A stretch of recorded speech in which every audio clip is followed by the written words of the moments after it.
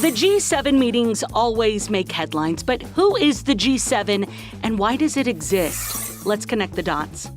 It all started in the early 70s, and the meetings were a lot more informal, just a gathering of finance ministers from the United States, West Germany, France, and the United Kingdom. The energy crisis was just starting, and they were trying to figure out how to deal with it. Eventually, Japan, Italy, and Canada were brought on. And after the Soviet Union collapsed, Russia was brought into the fold, at least temporarily.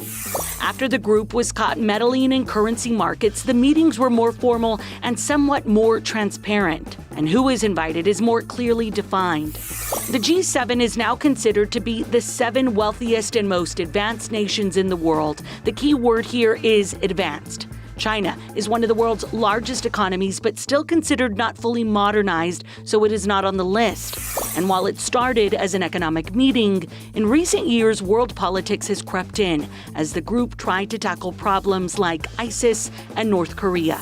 But as divisions deepen among world leaders, this is at least one place where they still have to talk to each other. Connecting the dots, I'm Melissa Correa for H-Town Rush.